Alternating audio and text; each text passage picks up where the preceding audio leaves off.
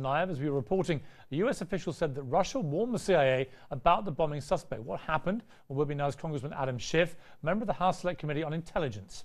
What is going on here? Has there just been a massive ball dropped collectively by the FBI and now the CIA?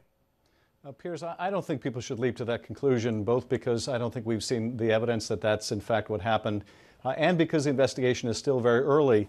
When the FBI got this information from the Russians, they went out, they did an interview, they did a pretty thorough look at this subject of the Russian concern. They then went back to the Russians and said, we haven't been able to find anything. What have you got? Give us some guidance here.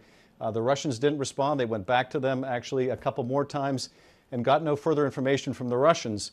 So what they did check out, they weren't able to verify in any way. And I don't think that should lead us to conclude that somehow the FBI dropped the ball.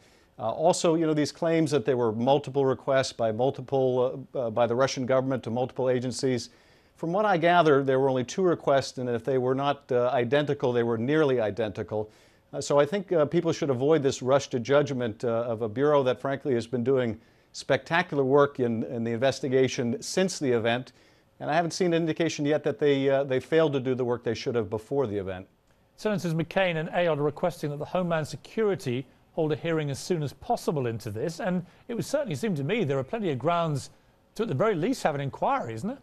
Oh, absolutely. Absolutely. I mean, I think Homeland Security should, and the Intelligence Committee investigations have really just begun, both to get at, what did we know about these brothers beforehand, what might we have done differently, what do we need to adjust in the future, but also, the broader problem, which is we are seeing this increase in self-radicalization. I don't know, frankly, what would be more troubling, Piers, whether the brother went to Chechnya and was radicalized there, or, in fact, he was radicalized at home. That's almost a bigger problem to deal with. And what we may have to confront is that while we felt ourselves somewhat immune from the problems that Europe has experienced with increasing alienization and radicalization of some of their immigrant community, we may be starting to see those impacts here at home. Congressman